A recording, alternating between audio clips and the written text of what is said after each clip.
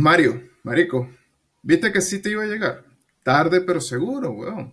Eh, yo sé, es más, desde la vaina de la caja de cervezas, marico, yo no puedo volver a fallar en ninguna vaina porque me tienen aquí a monte, weón.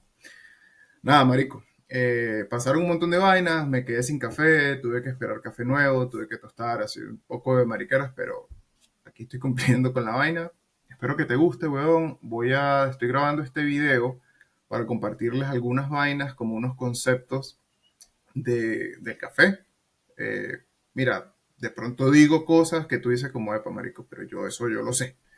Pero quiero que sepas que lo estoy grabando totalmente pues, de la tranquilidad de que estoy hablando entre panas y que seguramente algo de valor van a conseguir en el video. Y bueno, nada. Espero que te guste el café, marico. Está llegando casi en otoño. Fino para el frío y bueno, todo bien, huevón. Ajá, bueno. Entonces, hablando de la avena del café, seguramente, no sé si sepan o no sé si han escuchado que hay como dos tipos principales de café. Está el arábica y el robusta. Esos son los tipos principales. Hay por ahí unas cuatro familias, pero, marico, entre el arábica y el robusta se reparten el 98.89999% del consumo de café en el mundo. Las diferencias entre el arábica y el robusta son burda de fáciles. Una, la forma. El arábica es como un poquito más ovalado, el robusta es un poquito más redondo, pero lo más importante es que es a la altura a la que crecen.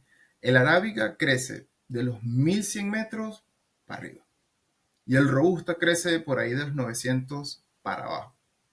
Y en el café hay una vaina que entre el café, en el café, la cafeína y el amargor son, entre otras vainas, como un resultado evolutivo en el que la planta de café desarrolló esos sabores, esas características para defenderse de los insectos que se le comieran la fruta. No sé si has tenido chance de ir a una finca de café o de pronto de agarrar un café, o sea, del café como fruta es como una cereza, como una ciruela. Y es dulce. Entonces, la vaina es que entre más alto crece el café, hace más frío y hay menos insectos. Entonces la planta se tiene que defender de menos vainas.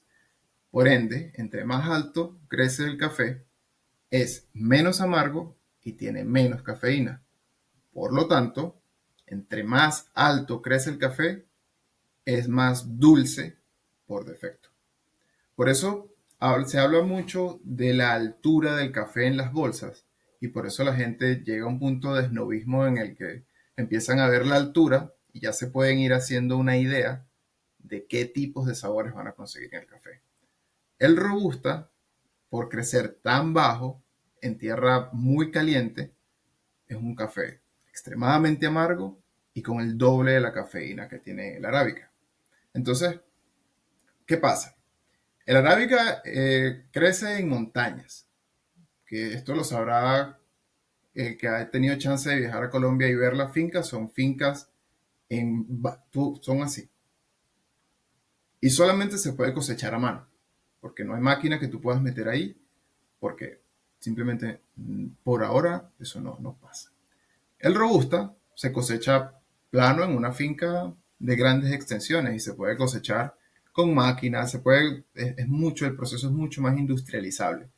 Y esa diferencia, por supuesto, hace que un café sea más caro que producir que el otro. ¿Ok? So, let's move forward. Ajá. Esa, por ejemplo, es un ejemplo de una finca de café robusta, como las que hay en Brasil o las que hay en Vietnam, que son los productores de robusta más grandes que hay. Son unas fincas con unas extensiones salvajes, meten máquina, cosechan automáticamente y all good. Todo el café o la mayoría del café de supermercado o el café de consumo masivo es robusta. El robusta, al ser más amargo y al tener más cafeína, necesitas menos café para producir un pump en la taza. Importante, dos formas de crecer café. Una la que llaman exposición directa, que es en el estilo en el que tú compras una finca y tú la limpias totalmente. Tú quitas árboles, quitas piedras, o sea, tú te intentas aplanarla para hacer como un cultivo mucho más eficiente en el que hay distancias medidas, todas las plantas están controladas y so fac and so on. Lo que pasa es que en la exposición directa, las plantas están expuestas al sol y a la lluvia todo el año. Por eso se llama exposición directa. Y pasan dos vainas. Una, que las plantas viven bajo mayor estrés porque se seca el piso. Entonces, cuando las plantas están bajo mayor estrés, ellas están invirtiendo su energía en que sus raíces vayan más profundo a buscar agua. Y eso hace que la planta de pronto tenga un café de una particular calidad. No es mala, pero es de una particular calidad, de una calidad particular. A ver, cuando se seca la tierra, tú le echas agua, agua, agua, agua, agua, tú vas lavando los nutrientes y eso hace que tengas que empezar a echarle químico. Hoy en día, realmente café orgánico, ese concepto es muy debatible, porque eso creo que es prácticamente imposible hoy en día o muy pequeño, pero whatever.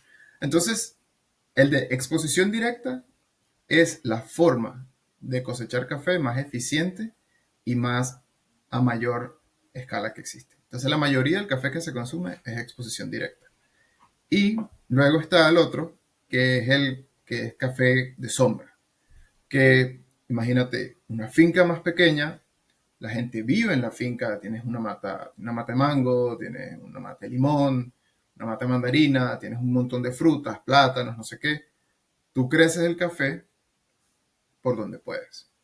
Pones una mata aquí, una mata allá, o sea, a veces el café es incluso hasta nativo. Entonces, la gente que vive en esas fincas no va a cortar los árboles.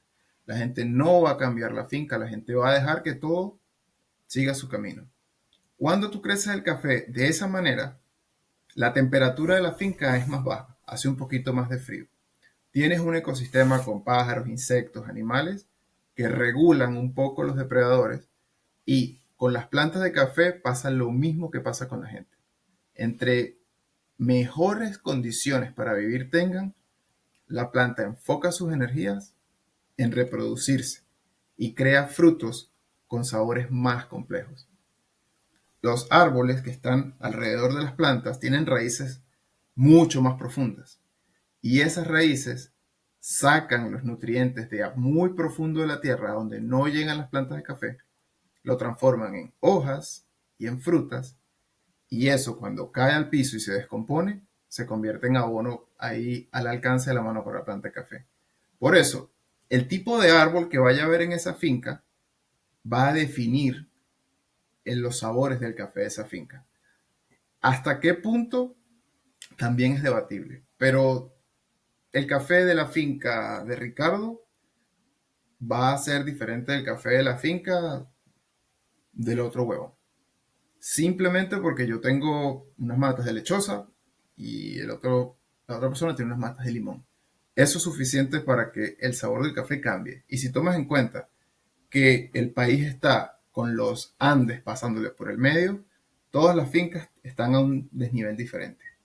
Y eso es lo que se conocen como los cafés de micro lotes o de un single origin, porque es una finca muy pequeña que tiene una producción de café muy particular, única, y las personas por eso se jactan de decir, el café que tengo aquí es único, nadie más lo tiene. Pero ya eso es un tema, o sea, eso es un tema mucho, mucho más profundo. Pero esa es la principal diferencia, el café de exposición directa y el café que crece bajo sombra. La mayoría del café que se consume es de exposición directa. Crecer café bajo sombra es costoso y es realmente poco rentable para el dueño de la finca. La única forma que esa vaina sea rentable para ellos es que consigan cómo venderlo directamente al consumidor final en Estados Unidos, Europa o en cualquier mercado que pague lo que vale ese café.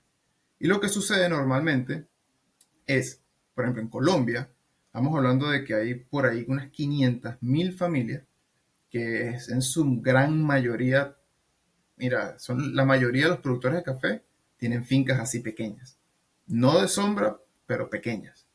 Y todo ese café termina vendiéndose a intermediarios que lo mezclan y al final todo un café, puedes tener un café arrechísimo que se termina mezclando con un café no tan chévere y con un café que no está tan bien y se va como perdiendo todo lo que, como todo el valor.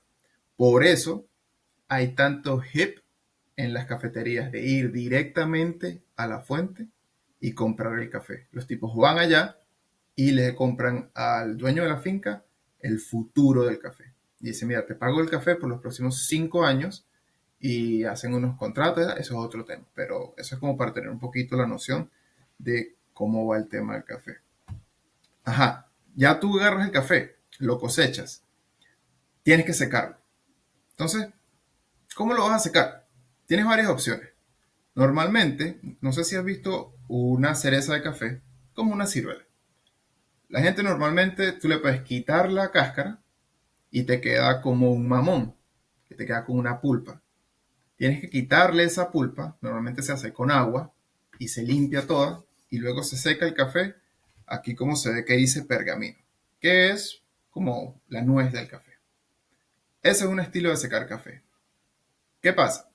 Hay quien le quita la cáscara, pero no le quita la pulpa porque es dulce y lo seca con la pulpa.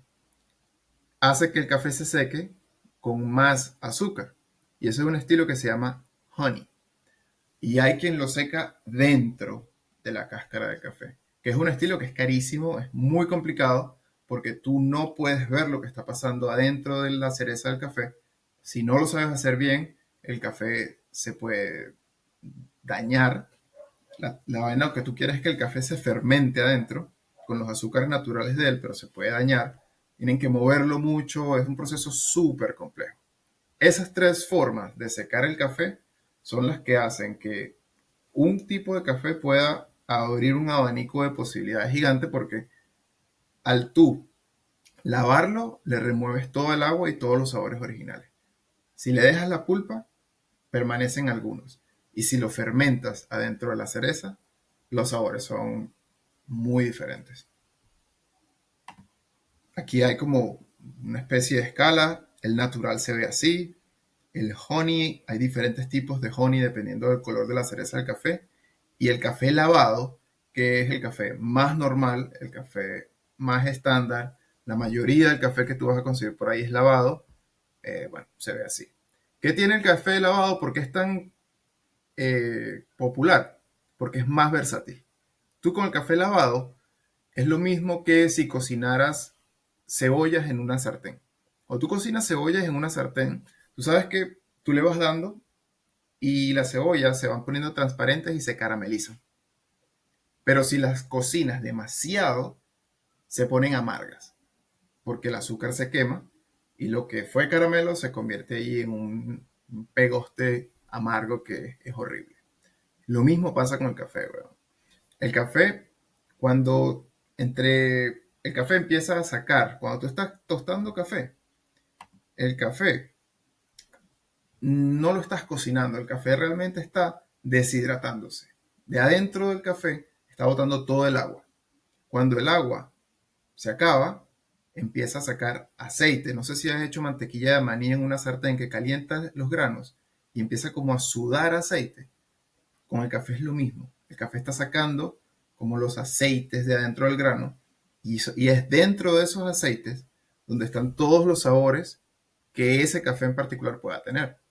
Entonces, el tema con el café y con tostar el café, cuando tú estás tostando el café, es donde puedes hacer que el café sea muy bueno o te lo puedes tirar y dañarlo. Entonces, cuando estás tostando el café, tienes que saber tener una receta en la que tú pares y no lo tuestes demasiado. Porque si lo tuestas muy oscuro, todos esos aceites naturales se van a volver amargos. Voy a explicarlo de otra manera. Dependiendo del tipo de café que tenga y de la cantidad de azúcar que tenga el café, que depende de cómo lo seques, va a depender qué tan oscuro lo puedes tostar. Y el café lavado al ser el café que tiene la menor cantidad de azúcar presente, se puede tostar mucho más oscuro sin dañar el café. El honey, como se seca con la pulpa y tiene bastante presencia de azúcar en él, no se debe tostar tan oscuro porque te va a quedar un café súper amargo. Y el natural, ni se diga. Entonces, eso es, o sea, eso es la variedad, eso es lo que sucede cuando tú secas el café diferente, normalmente va a determinar cómo lo puedas tostar. Y ya a la gente le gusta hacer combinaciones de que si un lavado, un dark roast, un honey, medium roast, un natural, medium roast, un lavado, medium roast. O sea, empiezan las combinaciones de café, que es donde la gente se vuelve ahí toda súper snob. Pero de todas formas, si tienes en algún momento preguntas, si tienes dudas del tema de la tostión o de la combinación, pues manda un mensaje y yo con mucho gusto yo te explico más. Pero ahí va la vaina, o sea, hay un montón de variables que se van combinando. La altura, el tipo de café, la finca donde crece, cómo se cosecha, cómo se seca, cómo se tuesta. Y ya lo último es o sea, cómo se procesa. O sea, perdón, cómo se cuela o how you brew it. Es increíblemente diferente. Y en el café que te estoy enviando, te lo estoy enviando en granos. Uf, tengo que entrar en una llamada. Te estoy enviando en granos y te voy a enviar también cómo molerlo dependiendo del estilo en que lo vayas a usar en tu casa. Dale, me voy. Si necesitas alguna vaina, just let me know. Un abrazo, espero que les guste el café. Bye bye.